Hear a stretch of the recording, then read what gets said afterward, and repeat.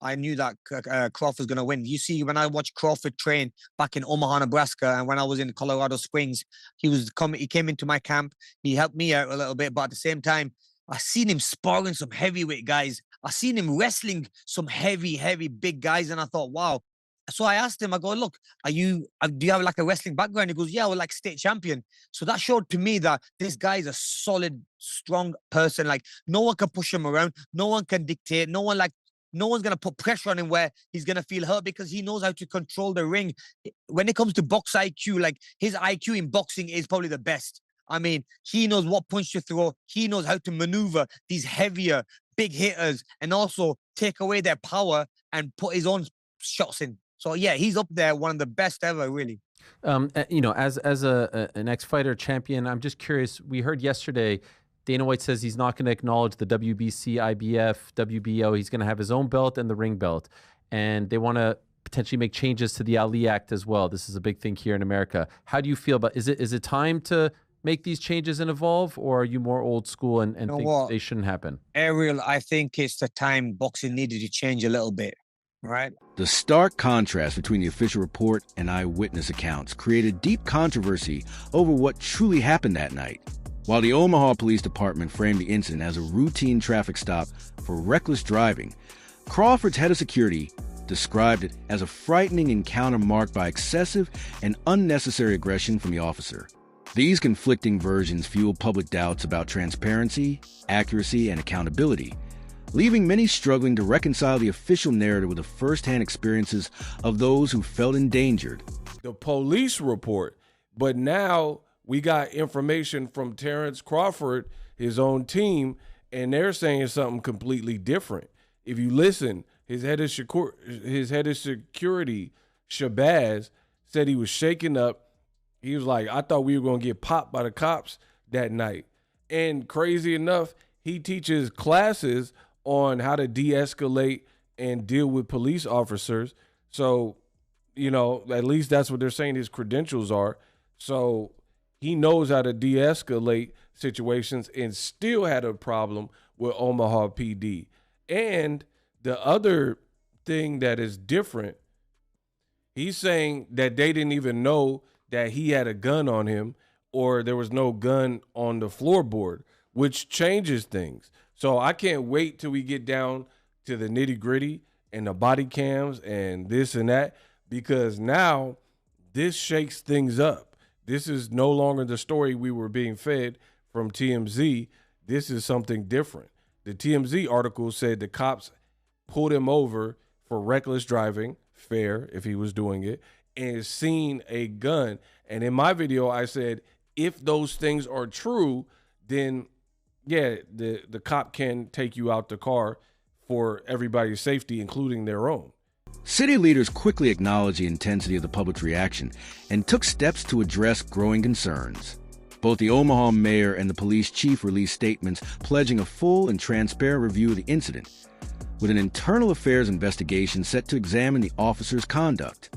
Their words were meant to reassure citizens and reinforce trust.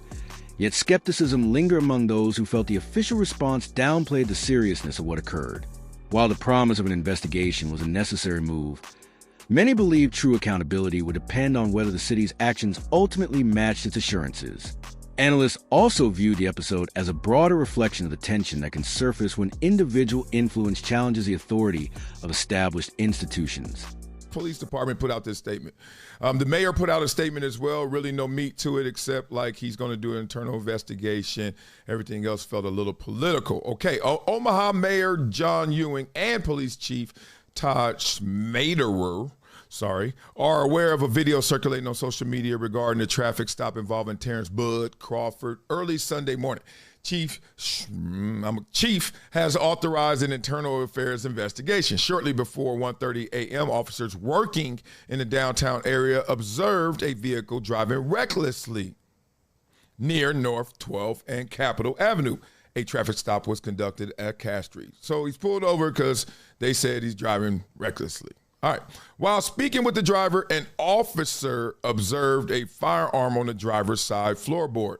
I'm going to read that sentence to you again. While speaking with the driver, an officer observed a firearm on the driver's side floorboard. That is important. For safety, all 4 occupants were ordered out of the vehicle at gunpoint. The driver was later identified as Mr. Crawford upon verification of his driver's license and was issued a citation for reckless driving. One passenger, a member of Mr. Crawford's security team, was also found to be carrying a legal firearm. Okay, so that's 2 guns in the car, legally. Police have confirmed that all occupants are legally permitted to carry firearms. The police supervisor and lieutenant responded to the scene at Mr. Crawford's request. So he requested a supervisor and lieutenant to show up. Blah, blah, blah. Okay. Commentators suggested that those in positions of authority often feel threatened by the rise of others, especially when that rise is marked by public admiration and influence. In their view, the Omaha traffic stop may have symbolized more than a simple enforcement action. It represented a deeper clash between personal success and institutional power. This dynamic echoed a timeless reality. Individuals who ascend in prominence frequently encounter resistance from those entrenched in control. Some voices in the public discussion also raised concerns about bias, arguing that the incident might have been shaped not solely by procedural motives, but by underlying social prejudices. While most avoided overtly harsh criticism, many expressed that Crawford's experience reflected a broader pattern in which people are judged based on identity rather than actions. This perspective ignited passionate reactions from supporters who viewed the stop as both unjust and avoidable. Ultimately, regardless of differing opinions, the event sparked a vital conversation about justice, fairness, and equality, and how they manifest in everyday interactions with authority. It's also incumbent for me to say that it will not be lost on a lot of people that Terence Crawford, being obviously a black man, being pulled over by cops in such fashion and treated in such a seemingly harsh way, will not go down well with a lot of people, especially in the black community, where, let's be honest, there has been tensions over the years between the police and the black community throughout many American towns and cities. So let's be honest, this incident will do nothing to improve relations between those 2 groups, that's for sure. Because make no mistake, this is an incident that could have gone very left, very, very left. And someone could have got hurt, maybe even fatally hurt. And I'm not exaggerating when I say that, because we've seen in the past where incidents of this nature have ended up very badly. So yeah, there's a lot of people who are very upset by this incident. As I said, I've not heard anything from Terence Crawford or anyone related to Terence Crawford, anyone to do with his inner circle. I would imagine he'll be releasing a statement soon. There are some people online who are suggesting that Terence Crawford may have grounds to sue. There are others saying that he might not want to sue because Terence Crawford is a much loved member of the Omaha, Nebraska community, and he does a lot of work for the city, so he may not want to sue the city. However, it'll be interesting to see how this one gets resolved.